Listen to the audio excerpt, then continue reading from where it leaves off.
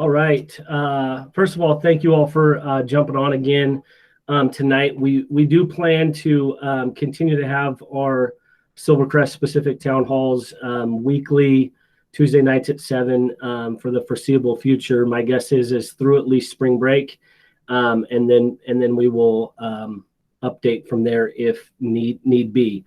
So the plan for tonight, I'm going to spend maybe the first 10 or 15 minutes or so kind of going back over the information that we covered last week, just to try to retouch on some things for folks, and then if there are follow-up questions with that is great. And then we will introduce a little bit of more new information tonight regarding our drop-off and pickup routines, both for our self-transport folks and those that will plan to ride the buses.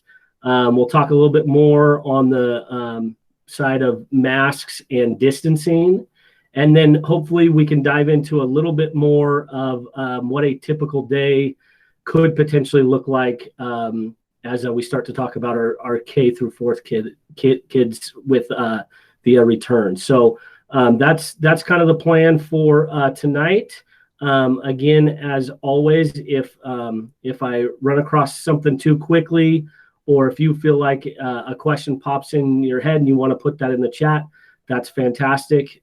If you want to unmute yourself and chime into the conversation, then that's great as well. So I also just want to first say thank you to all of our community and families for the quick response to the survey that we put out last week.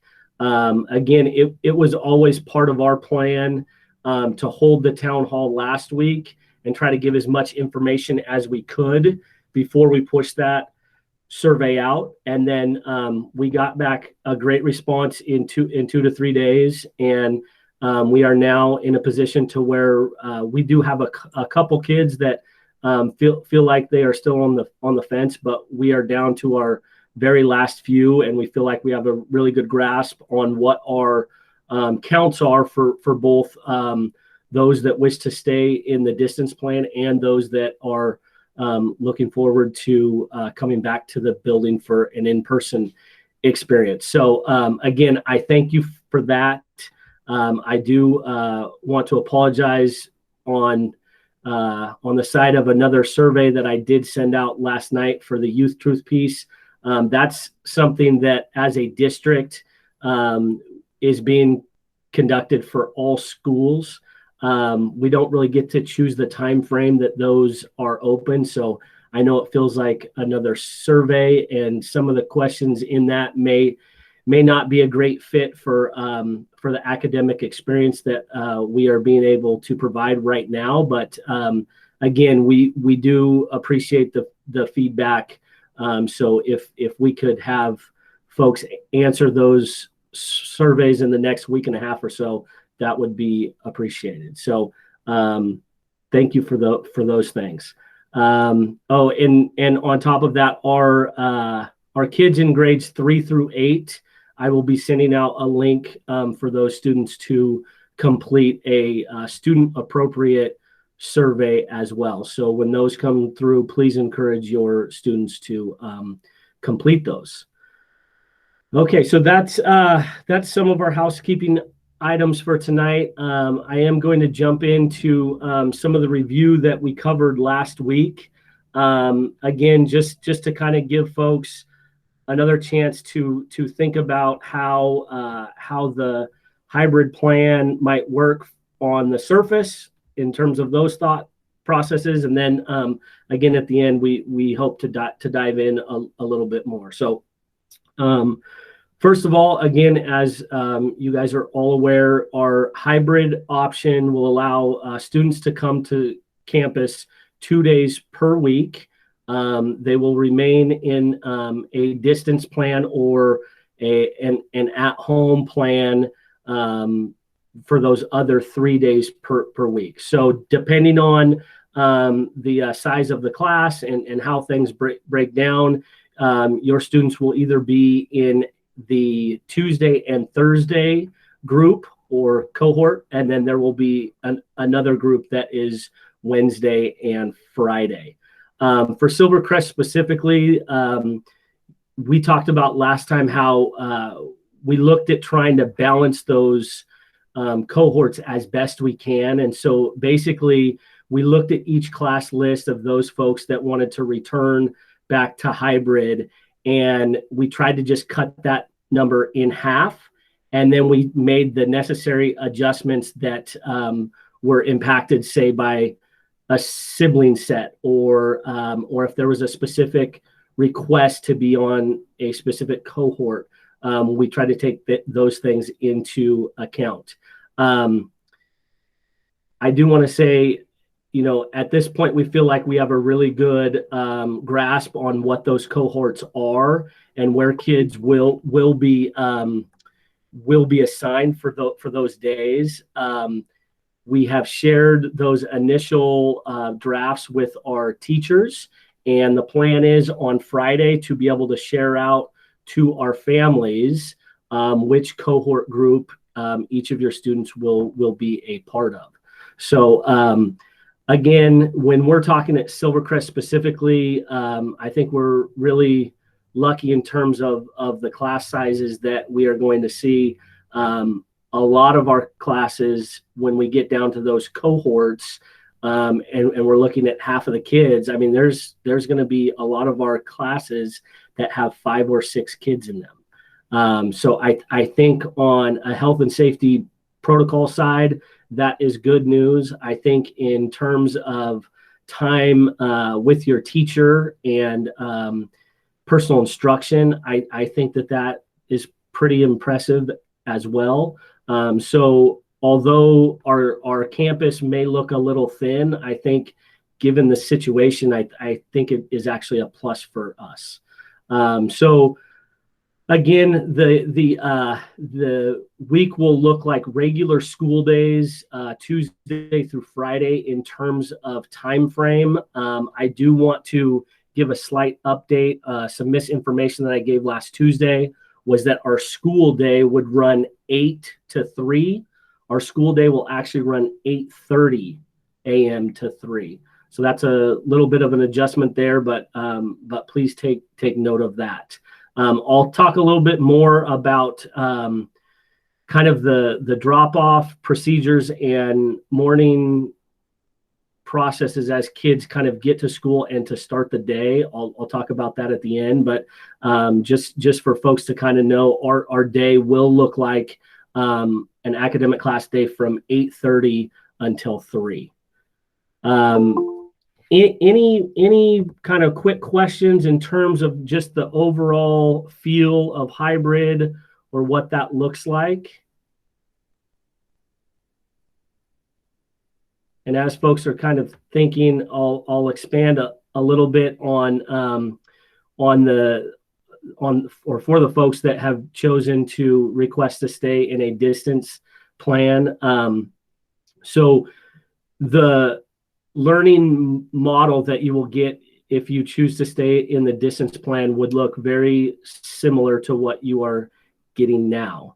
The downside to that is I can tell you it's getting more clear that if you are choosing to stay in the distance plan, there is a greater, if not absolute, likelihood that you will need to change teachers. And so what that would look like is at Silvercrest at this time, we are anticipating all of our staff will be back in the building in a hybrid plan.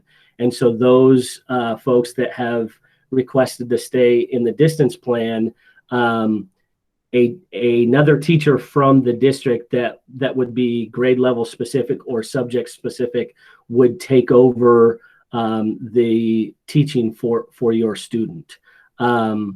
The district has shared that they plan to be working through those staffing decisions by the end of this week, and at the beginning of next week, we would have an idea of who our kids might be moving to, and who might be teaching the kids that are in the distance plan. There was a survey sent out to staff district-wide to allow teachers to request to teach in that distance plan. And so those folks would be the first ones to take on our kids. And then if more staffing decisions needed to take place, then that would happen at that time. Questions on hybrid kind of overview and or distance learning overview?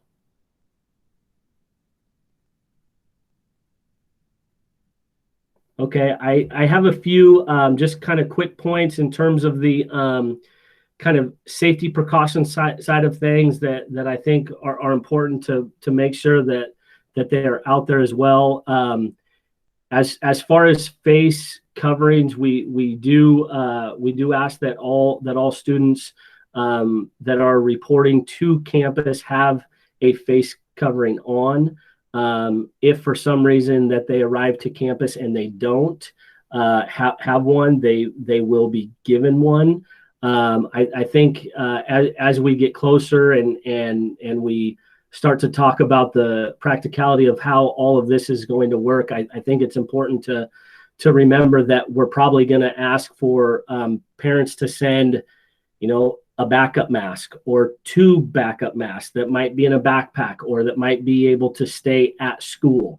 We have to remember that, and sometimes we get lost in this, that there are guidelines that are handed down to us, and we have to follow those as best we can. But I think it's also important for you guys to hear from me that our staff and as a district, we are going to try to follow those the best we can. But there is once you have the kids on campus, there are going to be some some hurdles to get over and some practicality pieces to kind of work through.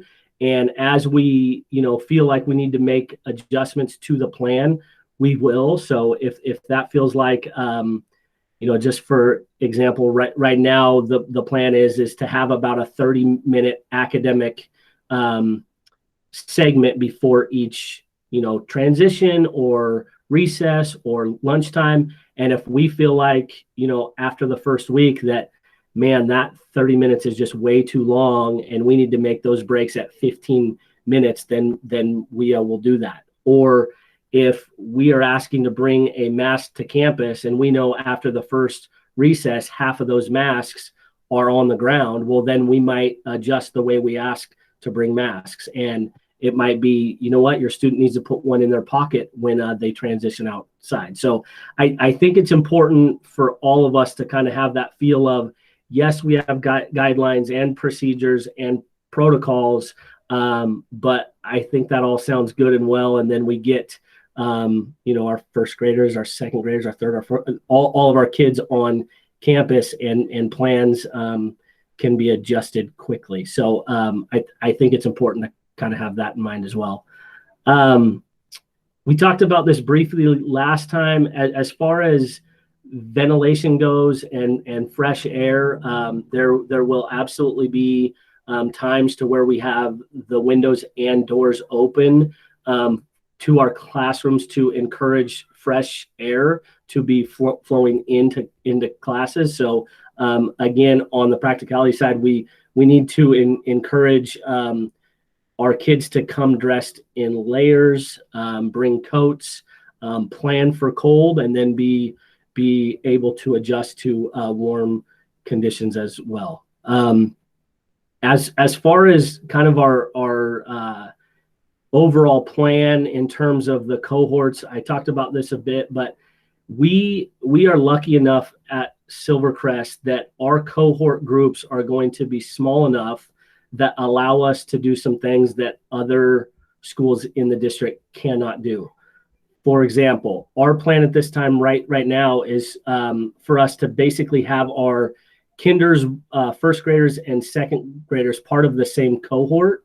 So when our Tuesday group comes, those kinders, first graders, and second graders can actually all recess together at the same time They can share the same sporting implement. So if that's a soccer ball or if that's a jump rope, because our class groups are so small, we have the ability to do that. So I think that overall, one of the positives for our group is that we are small enough that we can be pretty stable in what we offer, and feel good about the fact that we can not only stay distant, but we can also interact between our classes. So we'll talk a little bit more about this as we get down into the typical day. But for right now, we are viewing our kinder, first, and second grade as one cohort group.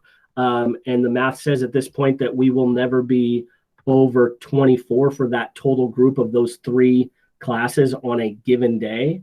And then our third and fourth graders will also be a separate cohort. And then when the time comes to bring our middle schoolers back, we will try to create a cohort specifically for them as well. So in terms of the overall campus, we are trying to do some things and trying to set up the schedule to maximize our interactions among our grades, while also continuing to provide a safe and stable cohort for each group.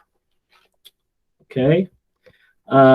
Any questions in terms of cohorts and or distancing or mask use? Hi there, this is Garrett's mom. Hey there. Hi, I have 2 questions. Okay. To backtrack just a little bit, when the kids are doing their schooling from home on the opposite days, do we know what that's going to look like for them? So first of all, I just want to say thank you for being brave enough to unmute and share your question. That is fantastic. I can tell you, after just sitting in front of the screen for an hour, it's nice to have some interaction. So thank you for that. But so as far as those off days, we have not dialed in exactly what those days will look like. But what I can share with you is in our conversations that we have had so far, what we want to try to do is provide opportunities for our students to extend on the instruction and or learning that took place on the day that they were in person. So for example, if your student is on campus on Tuesday, hopefully whether that is on the reading side, the math side, what is sent home with them for Wednesday when they're not on campus is an extension of that instruction.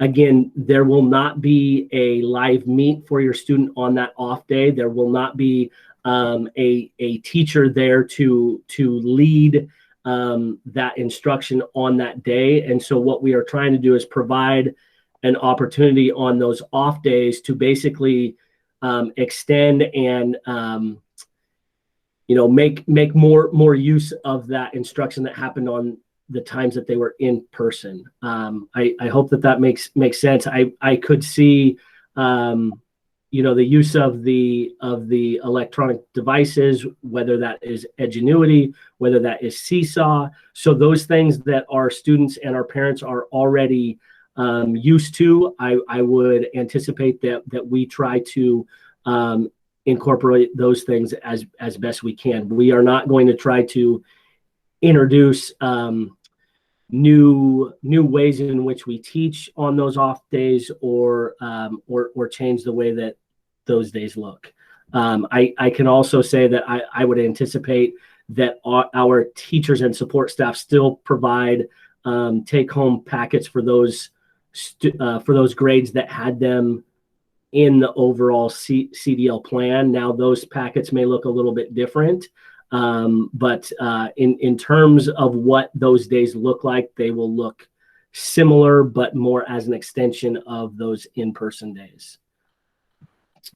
So would it be a good assumption to say that the parents will have to, especially for the younger kids, play more of a part in their schooling on those days?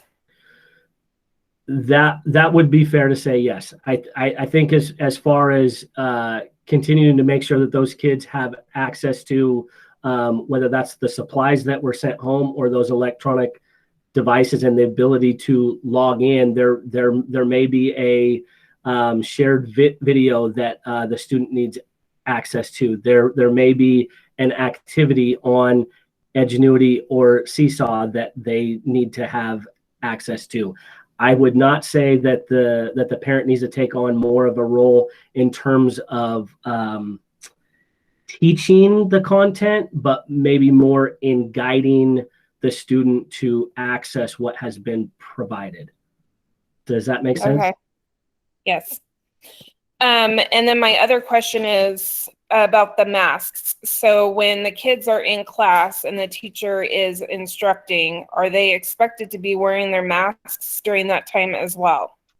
Yes. So as a whole, when our kids are on campus, they will be asked to wear masks at all times. Now, with that being said, in every classroom, there will be a designated space for kids to take a mask break. So whether that is part of the rotation of that instructional segment, or whether that is a need based on what the teacher is observing, the student that is in that space will still, they're still in the classroom. They're still being able to access whatever instruction is being provided at that time. It's just a designated space to where that student can take a quick break. So my concern is more of the fact that my oldest has a learning disability. So he has auditory processing issue. So having a mask, teacher having a mask on, and him not being able to see her lips when she's talking, but being more muffled, distance, between her and him. Is there going to be some accommodations like a face shield instead of a mask for kids that might need more help with that? Yes, those things are definitely available, and I would encourage all of our parents that have those concerns to share those with me through an email, through a phone call, and then we would obviously get our staff member involved as well. But yes, right.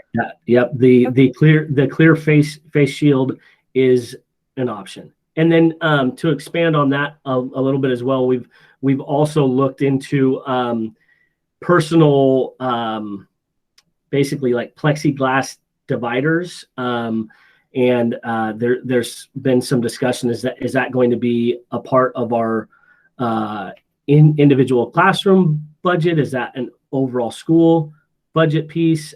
So we are working through that, and we are hoping to be able to provide some opportunity to where, there might just be a face shield that's clear, but on top of that, we also have an individual shield at a desk, or for the teacher, or for both. So in a situation that you just kind of brought up, the student has the ability to see more of the mouth move, right? Yeah. Okay. So we Thank you. We did have a question in the chat. What's going to happen when kids do not follow the 6-foot rule or take their masks off? So again, that I think goes back to we are going to do the best we can to teach the ideas of what it looks like to be 6 feet apart from a classmate at all times. We are going to encourage as best we can to wear your mask at all times.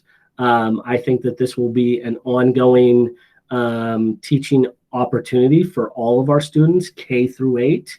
I can share with you that we've had students on campus for the last, I'm going to say 6 weeks or so. And, to start with the first week, it's a discussion for sure. But I can also tell you the kids that I actually spent a good portion of their time today on campus with are all in that kinder through 2nd grade group.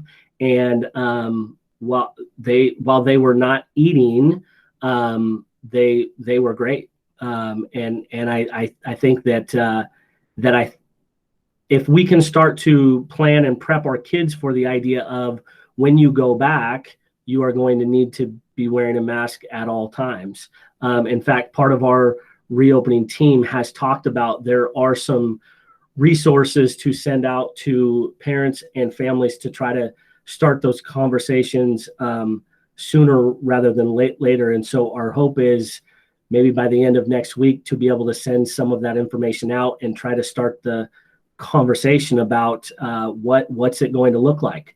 We don't want that first week of March or that second week of March when it's kind of a full go time to be a shock to our students. And I know that's easier said than done. But we do want to try to give them as much of a heads up and coach them up a bit in terms of what that will look like. We will not be sending a kid home because they take their mask off. We will not be sending a kid home because they get inside that 6-foot ring. We will encourage them to be aware of their space and their classmates' space. And if we need to take additional breaks to do that in class, we will. Any other questions in terms of kind of the overall piece? I'm going to jump into kind of the drop off and or pickup routine. So this evening, I shared our list of students that are looking for district provided transportation on those in-person days. And with that basically becomes a plan of how is it going to work with our buses dropping off, with our parents going to drop off, and so to kind of give you guys a little bit of a heads up on that. If you can kind of visualize the school, we are going to have all parent drop-offs and entries by those students. We will not be using the office as the main entry. In fact, we are going to try to limit all access to that office as best we can. So our students that are being dropped off, or whether that's by parents or family or friends, those students that are a self-transport kid will be entering campus through the gate that is kind of, it's basically between Mr. Feller's 5th and 6th grade science classroom and the office. And so that of the gates that kind of face the west, it is the southernmost gate. And so that's away from the gym. And so we are going to invite all of our kids that are being self-transported to enter through that gate. All of our students that are going to be dropped off by the bus will be dropped off down by the gym. And so a little bit more information in terms of the bus. At this point, we are thinking that there may only be 6, maybe 8 maximum students on each bus that comes up per day, just based on need.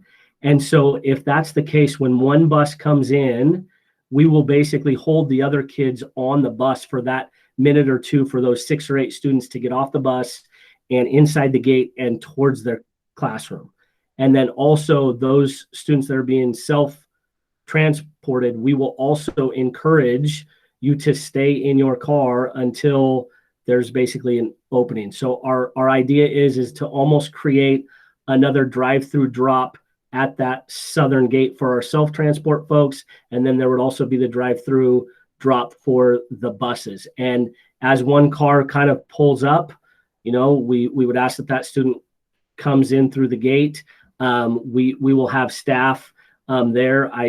At this time, I see myself being at the gate that is down by the self-transport folks, and we will have other staff down by the bus drop-off. And then from there, we will basically encourage our kids to stay that 6 feet apart and make their way towards their classroom. Now, again, this sounds like a great plan in theory, but we do have kinders that have never been on campus before.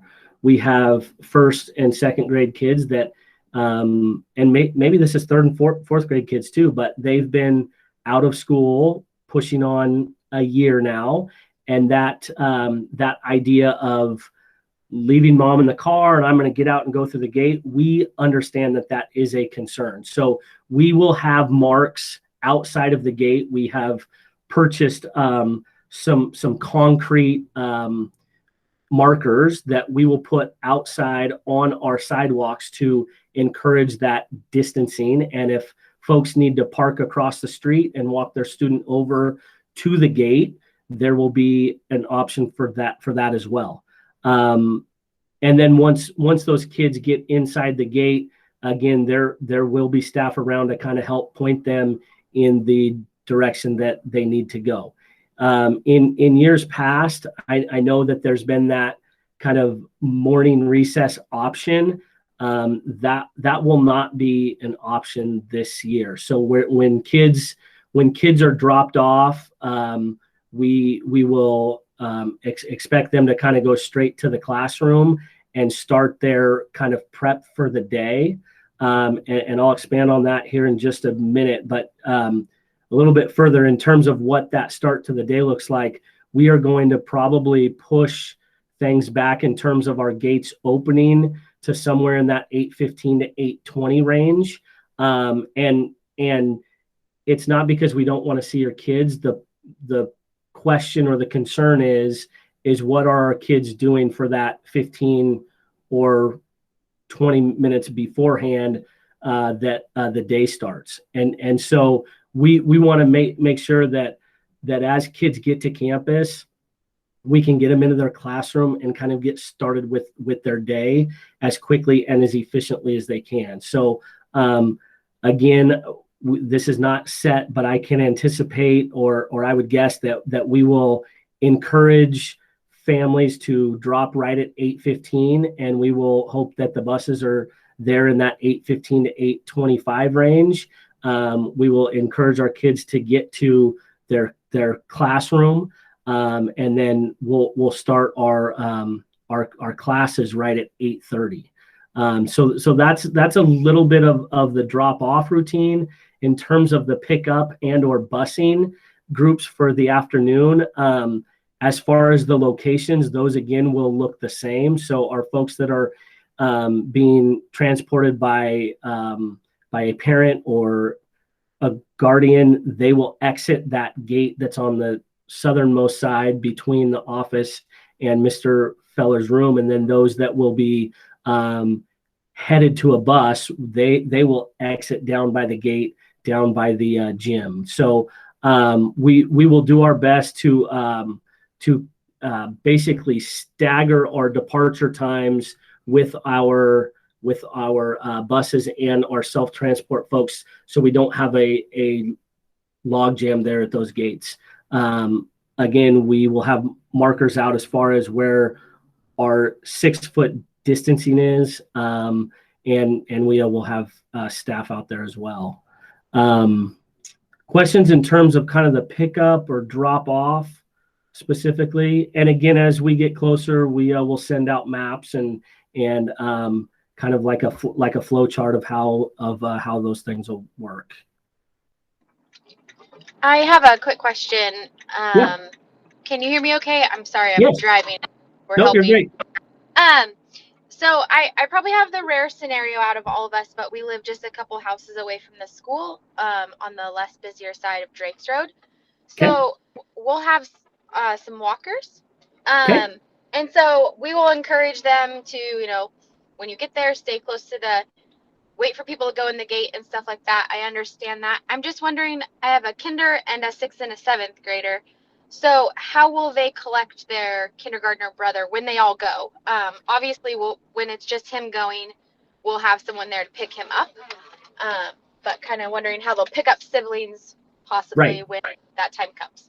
Nope, that is a perfect question. Again, we will have markers inside and outside of the gates. And so in your specific case, once we get our middle schoolers there, I could foresee whether it's the older ones are out first or the kinder is out first, that they have a designated space. Now that won't have, your family's name on that spot, but there will be a spot, hey, out in front of the school, this is about where we are going to meet. And then again, staff will be out there to kind of help that as well. Great, thank you.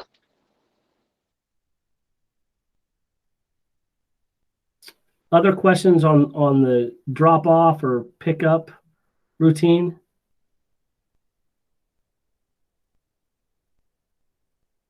Again, as far as the busing piece goes, obviously the bus barn has a huge hand in, or if not the entire hand in the way that our routes will look and times for pickup and those things.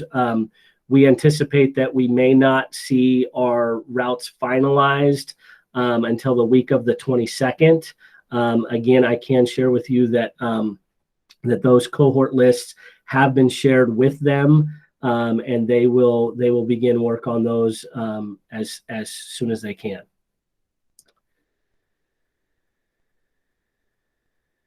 At this time, I'm going to move towards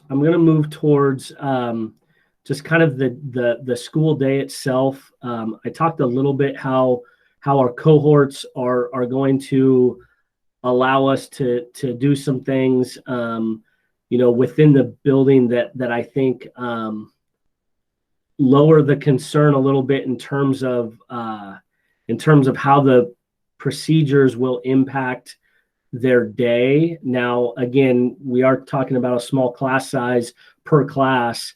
But as far as what they are kind of allowed to do in their day, we want to try to give them, as good as an experience as we can. And so, again, whether that's recess, and that's with, again, your cohort, which could be grades K through 2,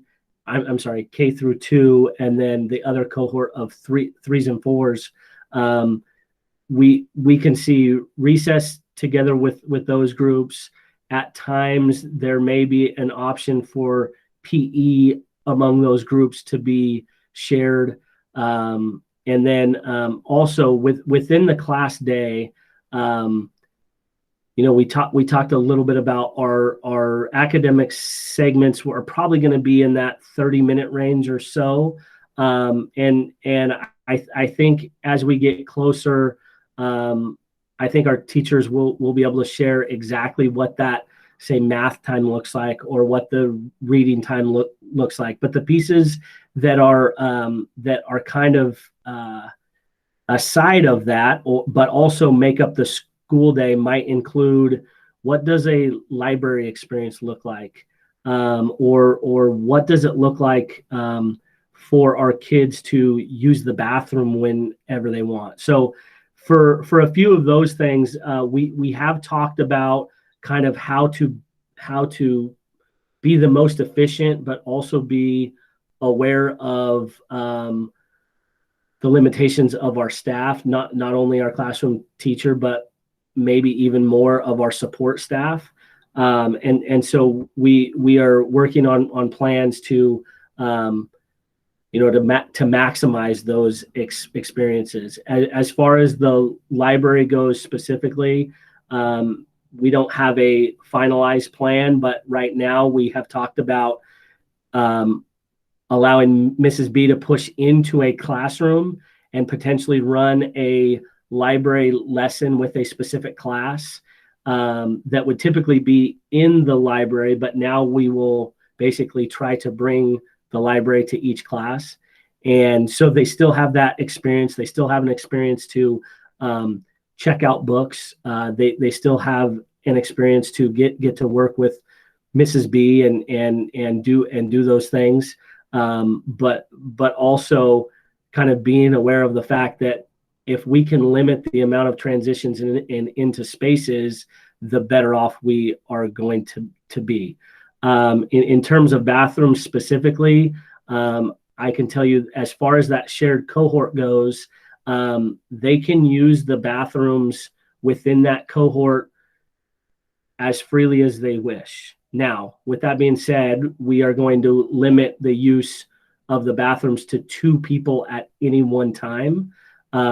So we will take steps to kind of teach our kids that before they go into the bathroom, They need to check to see how many people are in there. If there are already 2 in there, then there's going to be a space on the floor that they need to wait. But as far as trying to maintain kind of the fluidity of the day in terms of just a natural academic day, we are going to try to do as much as we can to keep that to be the case. I think I talked about this last time, but one concern that has come up, especially for our youngest kids, is just the idea of being in their own seat at their own desk for an extended period of time. And so to kind of combat that, we've talked about ways that we can get kids out of their seat and onto the ground, but still within their own space. So we have purchased individual mats for our K-4 classrooms that will basically be paired with their desk. So we have started to try to look at ways that we can incorporate some of the things that go on in a typical elementary school classroom that might need to be adjusted a bit, but still give that feel for whether it be a transition or a change of location, with also being aware of we don't have the ability to go anywhere we want whenever we want. Is Sean or Mr. Poole, do you want to chime in on that at all? And the only reason I'm asking Mr. Poole is he's part of our reopening team, and he's one of the ones that has our camera on, and so I thought maybe he might want to chime in. Well, on the K4 group, of course, I've been doing more listening than anything else. The good news is our K4 team is amazing, and we have 2 of those teachers who are on our planning team. So they are really, you guys know Mrs. Capner, Miss True. They're amazing, and they're working hard to make sure that this flows as smoothly as possible. There will be hiccups, obviously, but we're going to get through it. And I think that kind of is a good segue into just the fact that we have not only our reopening team is meeting at least once a week, and we're actually meeting twice this week, and that will probably continue. But I've had ongoing meetings with our building team, so those are a little bit smaller groups to try to address concerns or thoughts. And I feel like that our staff is very much engaged. I think that they have shared very, very good or very valid concerns in terms of just a typical day. And so I feel like that we are in a good place as far as being able to offer what we can. There is absolutely concern still with the idea that our kids are only in school 2 days a week instead of 4 or 5. There are still concerns about what is the impact of a kid that has to be in a mask the whole day in a learning environment.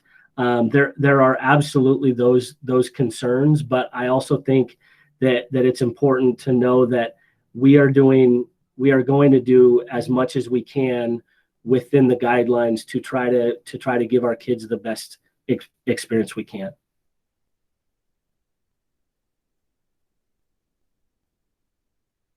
I do have some important dates to just kind of throw out there again. I think we've covered the questions that are in the chat. But as I kind of go through dates here, if folks have other questions, other comments, I would be happy to take those. But I'll shoot out some important dates. Again, this was information that I shared last week. It will go out in a Parent Square again this Friday, along with hopefully that first draft of what our K4 day could potentially look like. And then also we would like to share, and this may not be in Parent Square. We haven't worked out the details specifically, but again, Friday, we would like to share with each family what cohort groupings that they will be in. So all of this information will be shared out on Friday. But just as a reminder, the week of February 22nd through the 26th, our K4 teachers will be on campus that entire week doing kind of final prep for our classrooms. I can tell you that all of those teachers have already been on campus. Some have been on campus weekly for the last, 4 months since I've been here. So our classrooms are every day getting one step closer to being a welcoming environment for those K4 kids. And that week of the 22nd through the 26th will kind of be our last prep date for those rooms. The week of March 1st, the week of March 1st is going to be an orientation week for our grades K through 4. There has been discussion about what our orientation week wants to look, what we want it to look like. I can tell you it will not be a full regular week of the hybrid, but what we are trying to be able to put together is a plan for at least our K4 kids individually to come on campus at least once, to visit their classroom, to meet their teacher, to kind of get an idea of how the campus is going to be laid out. For those that have been on campus before and are returners, there's not going to be anything new as far as the campus as a whole goes, but for them to kind of get used to what their classroom will look like will be important. For our youngest kids, I think it'll be vital for them to be on campus and get comfortable with where they are going to spend their days. So that's the week of the 1st through the 8th. We will be sharing more information about what that orientation week looks like in the next couple of weeks. The week of March 8th, so Monday's the 8th, but Monday the 9th will be the actual official first day of our hybrid plan. And so just some dates there. Some other things, just kind of food for thought. This coming Monday, at the start of the year when the school calendar was released, that was a holiday, as in no school, for President's Day. Due to the wildfires and the pushback of the start of school, the district as a whole has basically taken that day back as an instructional day. So as a typical Monday, you won't be seeing live meets, but we will be pushing out work from our teachers. So again, there will be some expectations for our students to be engaged in work on Monday. And then also we did push out, again, we talked about this, the family youth truth survey was sent out last night. Tonight, my plan is to send out that student youth truth survey that'll be for grades 3 through 8. We have until the 19th to submit those surveys back in. Other questions or comments or concerns? I appreciate those folks that have been able to jump on tonight. Again, I'll send a parent square at the end of the week with some of this information written out as well. Hi, Mr. Rise. This is Helena Cash. Can you hear me okay? Yeah, you're great. Thanks. Cool. So I was initially planning to take Jackson to school, spend a little time with him on the drive, but he has since rescinded and wants to ride the bus, Okay. Which happens with 6th graders. Anyway, so does that impact, is that a huge impact to your scheduling? Does that mean that he goes from one cohort to another? because I'd be happy to still drive him to school, to spend that quality time with him, much to his dismay. But, you know, I really want to know if it impacts your scheduling. And if it does, then we'll just maintain mommy driving him. So I think that this is a good lead into an overall theme. Yes, we asked for that information. Yes, we wanted it to be as true as it could be and as accurate. We want to follow that information because we don't want to encourage last minute changes for our busing or for our cohorts. But I can tell you where we're at right now. We can make that change, and that's not going to impact anything today, tomorrow, or Thursday. I can tell you by Friday, we're going to be kind of getting into kind of like a last call. So we, again, just over the course of the next couple of days, just be really confident in those conversations with our students and our families and our home learning coaches on what it looks like to be in school for those 2 days, and for class starting at 8:30 and being out at 3, and if there's transportation or what that looks like. I think over the course of the next 3, 4, 5 days, we can make some adjustments, but I think by the end of the week, we need to try to tighten some things up. With that being said, we're obviously here to serve all of our kids, and whatever works for the family, I can tell you, I will go out of my way to try to make work. So.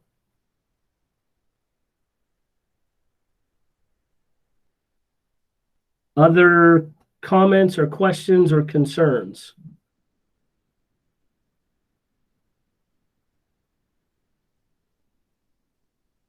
So we just had a question pop up. When do you think the older kids, so that middle school group 5 through 8, the target timeline right now is to have their orientation week the week of March 15th, which is the week leading into spring break. I know that doesn't sound the best plan, but that's where we're at right now. We are going to hope for an orientation week of that week of March 15th, and then a full go starting back the week of March 29th is that Monday when we come back from spring break. So that's when the official hybrid for the middle school would go full live. Would be Tuesday the 30th, I believe that date. All right, I've taken plenty of your time. I will stay on for anybody else that has questions. But I also know that we are getting late. I have my own kids that are going to be going to bed soon too. So yeah, I appreciate all of your guys' time. Feel free to email, call. I've actually had, over the course of the last week, I've probably had the opportunity to speak with 3 or 4 different parents in terms of, specific concerns about their kids and to try to get my thoughts and try to make the decision for the best they can. And I really, really appreciate that. I appreciate those conversations and feel free to call and or email. I did see somebody pop on for just a second and then they pop back off. I apologize. Mrs. Rutschman, was that you? That was me, yes. I just had a quick question, Yeah. and maybe it's already been addressed because I did come into this meeting a little bit late. Do you have specific things outlined as far as what type of masks the kids are going to be required? Like, do they have to be purchased somewhere, or is it something I can make? What size they are, things like that?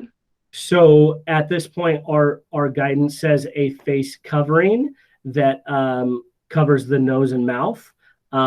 We encourage a cloth mask versus a face shield, but if that's all we have, then that is all we have as well. So no, as far as does it have to be is it an N95 mask or any of those things? No, those ones that we can make.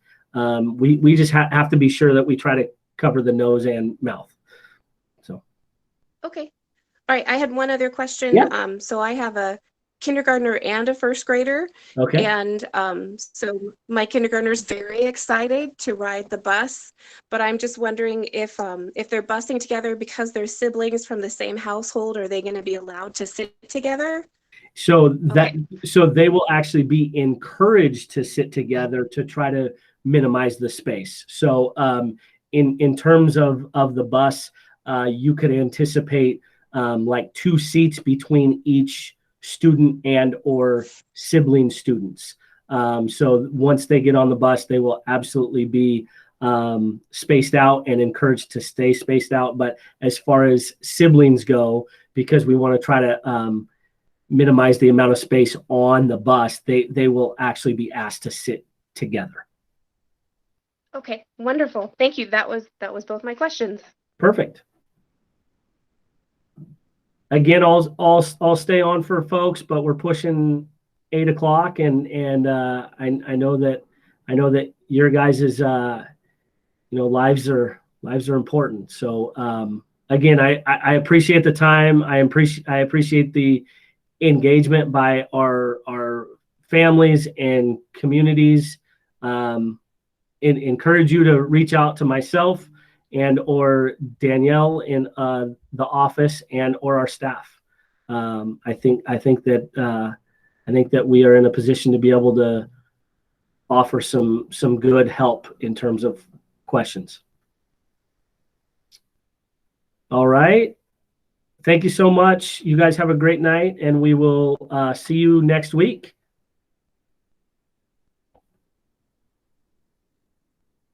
I'm going to stop the recording now, folks.